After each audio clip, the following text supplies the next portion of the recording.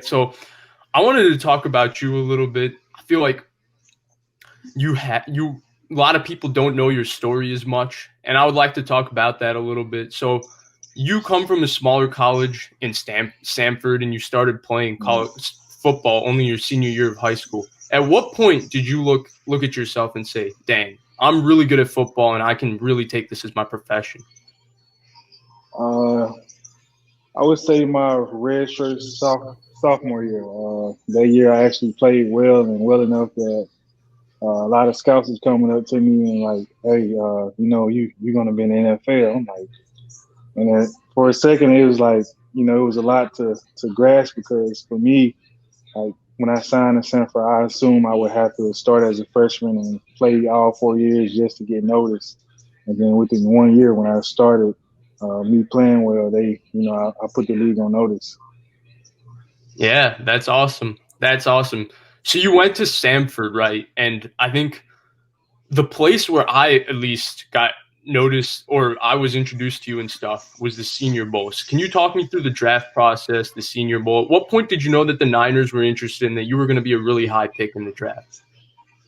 Uh, to be honest, I never thought I would be going to the Niners only because they just had drafted Jimmy, and when I was at the Senior Bowl, they didn't show any interest. But far as that goes, the Senior Bowl it was a great experience, and it was for me like just being able to be around a bunch of big name guys, and it kind of just let me know like, oh yeah, these guys for sure just as human as me, and I feel like that helped out a lot in that process. And I guess when I went on a visit to San Francisco, and I guess that was their interest.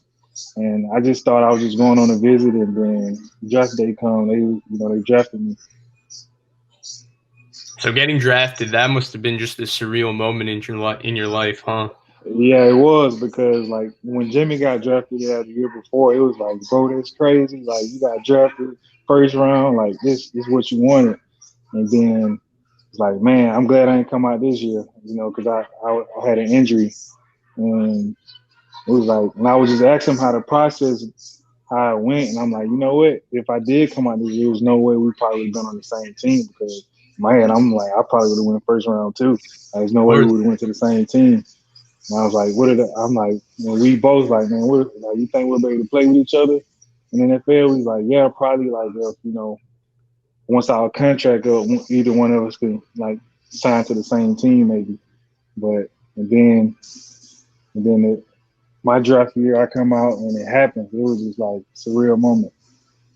That's awesome. So let's talk about you and your buddy Jimmy Ward right now. The narrative, I don't know where it came from, but the narrative is that Jimmy Ward and Jaquiski Tartt, quote unquote, don't make plays. Can you explain what your role is within this defense and why that's just totally false? I mean, in a sense, it's true. In a sense, it's true. We don't make plays, but at the end of the day, like people kind of look at, I guess, not making plays mean you're not good, but in reality, like in our defense, and as far as what me and Jimmy do, I think a lot of the times we cover our guys well, and coverage is doing what the defense asks us to do, where they don't target as much. So if we don't get targeted much, how can we make plays? I mean, it's times like the ball in my career where I could have had at least three more picks where I didn't catch it. I mean, I still be sitting at around 6, 7 picks for my career, but again, like interceptions hard to come by, and as far as the scheme that we play in, like for us, is I mean we're not out here doing what other safeties are doing.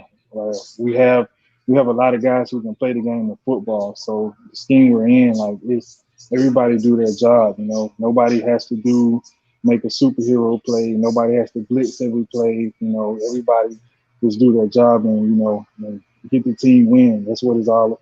That's what it's been about. This team defense. Right, absolutely. So you guys just do your job and whatever it takes for the team to win. That's awesome.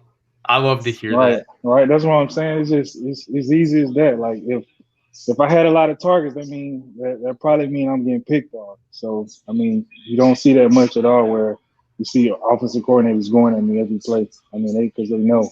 I Right. think again, that's why I decided to do this podcast with you because guys like you, Eric Crocker, Scott Geelan, y'all really go and do y'all research, look at the film, and see what's truly going on versus just going by stats. Sometimes stats don't tell the whole story, and I'm glad that you see that, and that's one of the things I appreciate about you. Hey, well, I really appreciate you saying that. That really means a lot. So